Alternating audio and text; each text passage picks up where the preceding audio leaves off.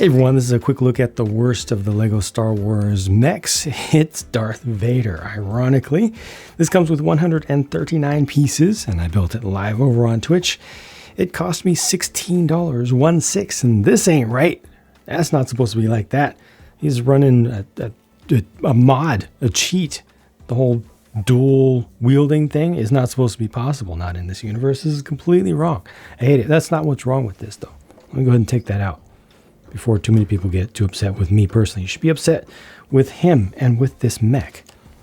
I'll explain why in a moment. It's not for the standard reasons. It's for a different reason.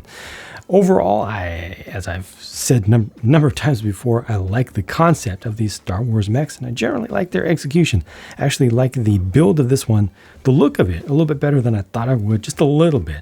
It could use something more, but the color scheme feels pretty good to me. The use of the dark red for the accents, and this lightsaber blade piece is going to be all the usefulness. All the usefulness. Look at this. It is Technic axle ended there, and then it'll fit through anything with a Technic hole, standard Technic pin hole. So yeah. Hopefully they will make these in many other colors in the future. There's a little head sticks out there, maybe a little bit on the high side. We'll look at the figure later on. Articulation with these is generally pretty good, but this one has some limitations. You kind of have to bring the leg out a little bit to get around the belt. But that's okay. I don't mind, a little bit of sacrifice for a little bit of extra bulk. I feel like the Vader mech in particular was a little bit lacking in bulk. This is Star Wars. No, wrong. But it looks a little bit better. That was based on the pictures, but it looks a little bit better to me in person. Can I do this even on the toes? I wonder. Toe and heel? I can. Look at that heel and toe technique. Mm-hmm. He's got it. Now these are actually pretty good, even though they don't have knee articulation or elbow articulation. And I appreciate the fact that these Star Wars ones are built up a lot more than the Marvel ones. It just feels more substantial. And they've got this single piece used for the back. It's a little bit suspect in how many Lego pieces are fused into one to make that. Definitely makes it a faster build, a more sturdy build for play. But I don't know, it feels a little bit less properly Lego-like. Are you ready to find out why this is the worst mech? It's actually not a troll. It's not a joke. This to me is the worst mech because his weapon is saber, right? So he needs to be able to slice. Slice. You can kind of go like that. That works, but he can't bring it across his body anymore. It feels almost like there's an invisible bit of geometry in the way that's stopping me from getting the lightsaber blade to go side to side. Like I want it to do this. I want to be able to block in different ways and slash in different ways. And you can basically go, as viewed from the top, you can do like this. But getting any kind of coverage down here is just, doesn't go out for, it's very limited. It doesn't feel good to me. It really doesn't feel good. Trying to wield this, I want to grab this from his perspective, third person, and just be like, just waving it around. And you can't really do that.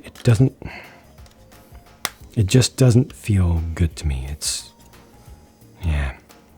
a miss in articulation, and it's just about the articulation. And it's specific to having a melee weapon, a long melee weapon at that. If it was something shorter, then he's going to be getting in and he's going to be punching. It's not quite as big of a deal. But yeah, this one's missing on the play factor and a little bit also on the display factor, for limitations of some of the realistic poses, not realistic, but some of the poses that you would realistically want out of it, I think, with the arms in particular.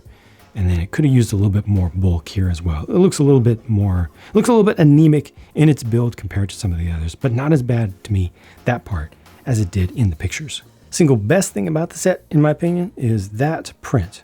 That's nice. As of now, it's exclusive to just this set.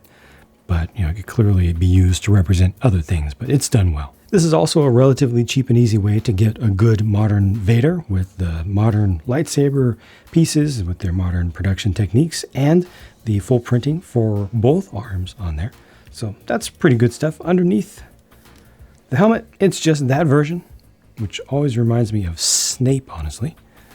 And yeah, you can run it with the helmet off if you need to, because you got the appropriate look on the back. Unfortunately, this is a crinkly cape. It's the papery older style, which I really would have preferred something softer cloth, especially for this where you're putting it into a seat. It doesn't have to be bent too much to get it into the seat, but still just a little bit. And I personally prefer the feel of the soft cloth a lot better.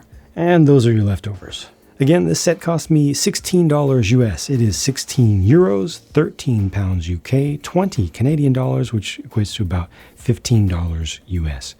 And I do stand by what I said of this being the worst in the line, at least so far, because of the limitations in play.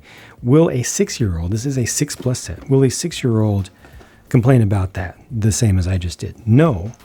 Some might not be able to articulate it, but will notice that there's some lack of movement in it, and will probably pop the arms off a little bit more than is ideal. You know, might get a little bit of frustration out of that, but they'll still probably have a tremendous amount of fun with it, regardless if they like the whole concept, and will just pick up the whole thing and just slash by grabbing the whole body.